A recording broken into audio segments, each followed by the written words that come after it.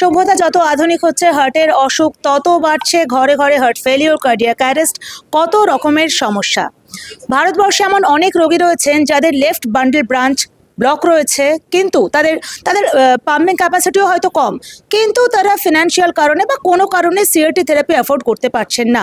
তাদের জন্য হার্টের এই নতুন অত্যাধুনিক প্রযুক্তি কি নিয়ে এসছে জেনে নেব ডক্টর বেরার কাছ থেকে। সো সিআরটি আমাদের একটা কনভেনশনাল থেরাপি, যেখানে হার্টের 3টে তারের মাধ্যমে হার্টের পাম্পিংকে বাড়ানোর সাহায্য করা হয়। এটা অনেক দিন ধরেই, almost more than 25 years it is in practice.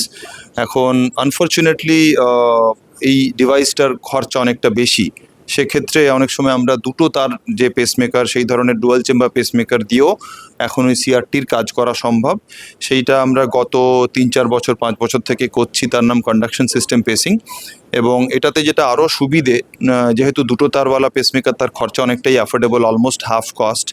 এবং তার সাথে এই ডিভাইসগুলো লাইফ টাইম ওয়ারেন্টির সাথে আসে, যার ফলে it is like a one time investment. একবার আপনি কন্ডাকশন সিস্টেম পেসিং করলে, ইউজুয়ালি পেসমেকারগুলো 8 থেকে 10 বছর পরে ব্যাটারি যখন চেঞ্জ করতে হয়, তখন সব কোম্পানি এগুলো ফ্রি অফ কস্ট দিতে পারে, যেটা কিনা সিআরটির সাথে আসে না।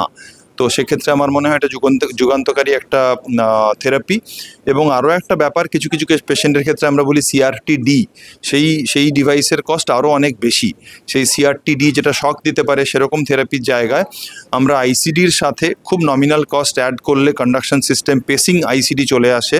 সেই ধরনের আইসিডির মাধ্যমে পেশেন্টকে defibrillator as well as pumping improve করার থেরাপি একসাথে আমরা প্রোভাইড করতে পারি। হার্ট ডিভাইস 2025 থেকে ক্যামেরায় রণদীপের সঙ্গে তিয়াস, দ্য ওয়াল।